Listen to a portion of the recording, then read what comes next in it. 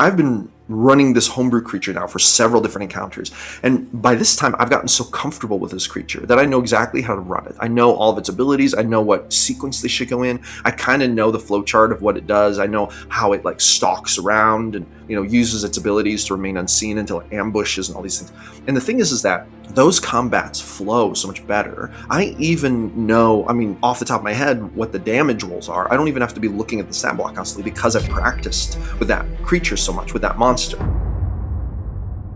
Hello friends, welcome back to the channel. I'm the GM Philosopher, and this is GM Philosophy in the Morning. For those of you who don't know me, I am a pro game master. I run paid games on Start Playing, which you can find a link in my description. I have 4 full games right now, but I do have 1 or 2 openings available, and I'm starting a new game very soon on Thursday mornings, so make sure you don't miss that. I'm also a full-time pro YouTuber and writer. My most recent book is the Paid GM Guidebook, a book all about how to start, sell, run, and maintain pro games on Start Playing. If you have aspirations to be a professional game master, either as a side hustle or possibly as a full-time income, you should grab this. Link is in the description. But today, my friends, we're talking about something tactical. The purpose of this channel is to empower game masters to run better games. And there's a possibility that you've been running D&D monsters wrong this whole time. I have a story to tell you. A bit ago, I was running kind of a boss fight in one of my sessions. And the players were gearing up to face a dragonborn army. This army had 3 dragons with it, the largest of which was an adult blue dragon. So this was like the most dangerous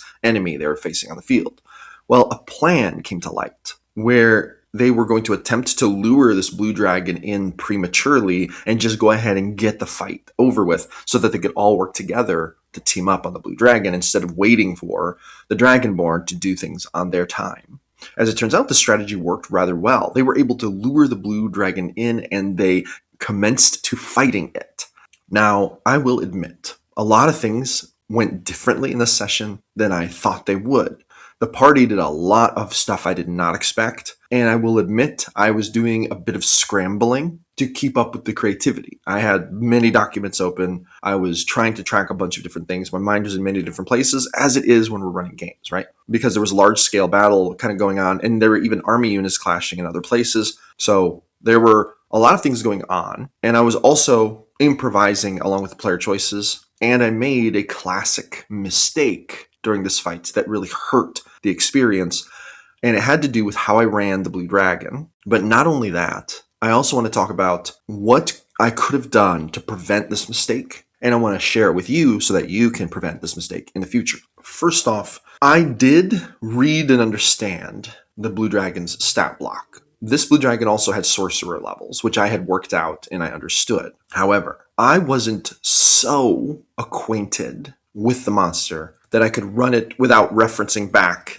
to the stat block in the monster manual. I was mostly running a stock blue adult dragon with added sorcerer levels, because in my world, a lot of times by the time dragons are adults, they are already accomplished sorcerers, and sometimes they're also accomplished wizards or maybe even clerics.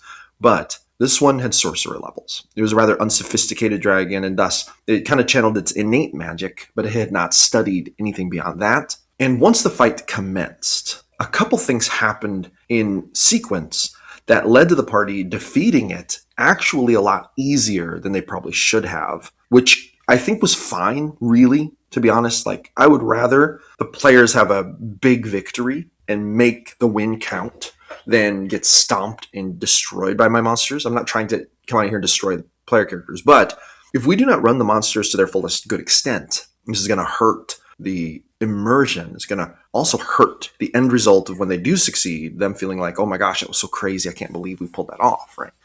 But I made a couple mistakes, and let me tell you what they were. Number 1 involved Leomund's tiny hut. Okay. One of the players cast Leomund's tiny hut, and they were obviously hiding in it and leaning out and shooting spells. This is fun. Like, I've had a lot of players abuse and munchkin Leomund's tiny hut, and it's a good spell. Surprisingly, it's a good spell for a battle-type situation. And at one point, the dragon tried to cast Chain Lightning onto the 2 characters who were using the hut as a place to hide in. Now, one interesting thing that actually got mixed up and that was wrong was the dragon knew they were in there because the dragon could smell them in there. But the dragon did not have blind sight far enough to be able to see them or not see them inside the hut, and thus the chain lightning wouldn't work because the dragon had to see them. Okay, so this was one mistake. The dragon used one of its turns to attempt a spell, but then I realized later, after we were halfway into it, that the spell wasn't going to work because the dragon couldn't see them. What I should have done instead, if I would have thought through this just a little bit more, if I would have prepared just a little bit more, and I thought about the possibility that Leomund's tiny hut was going to be used,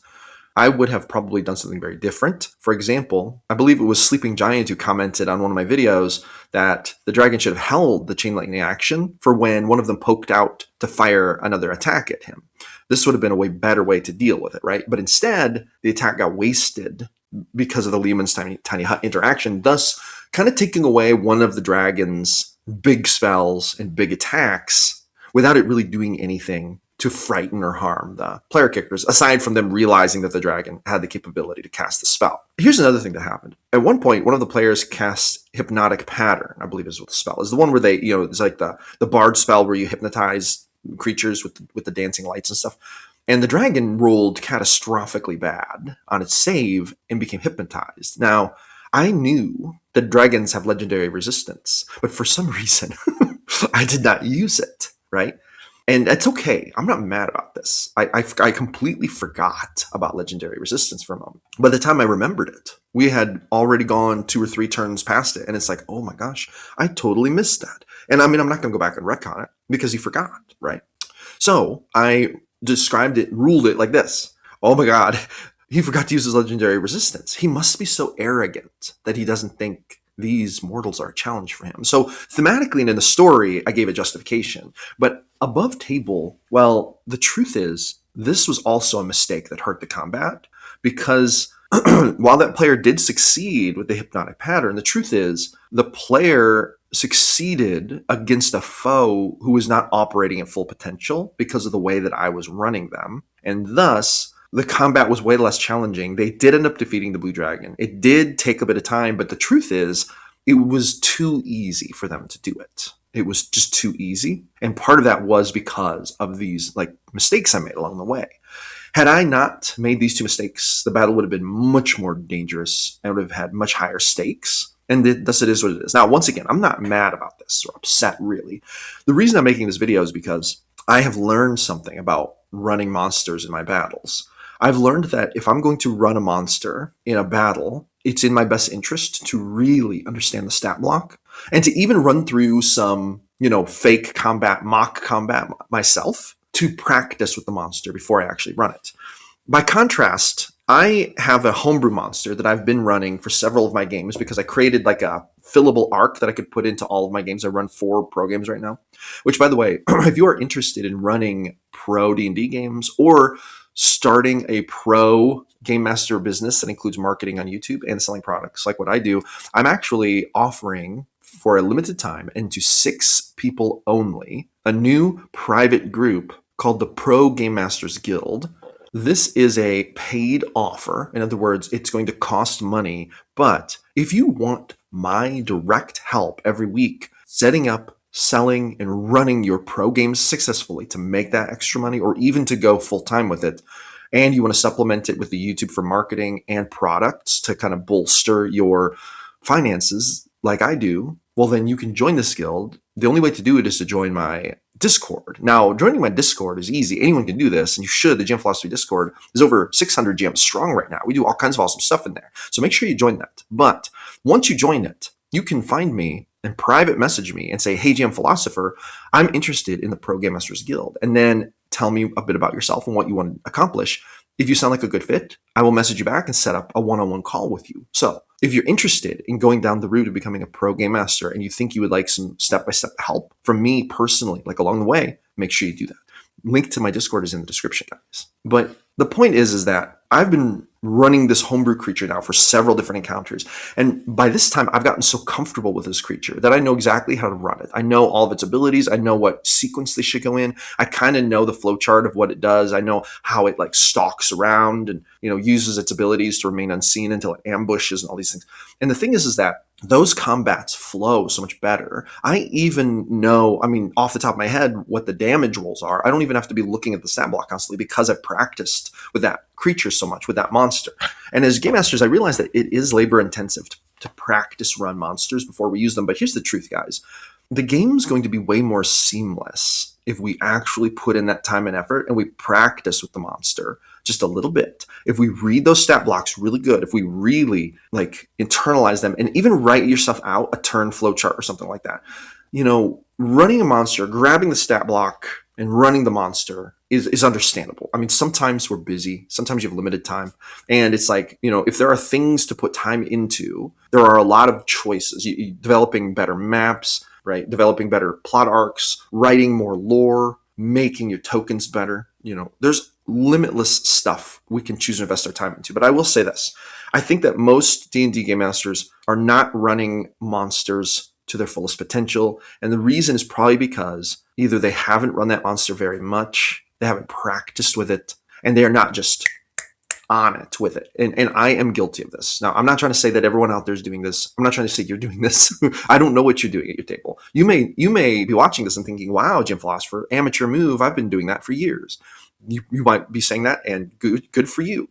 But this is a lesson that I learned this week that I wanted to share. And I think it's important because the more seamless we can make our boss fights, the more memorable they're going to be after the fact, regardless of how they turn out. But also, this raises the stakes and the immersion of belief for the players and makes them think, oh my gosh, this is actually a dangerous fight. This creature is in it to win it. This is a savage fight. This is a real beatdown.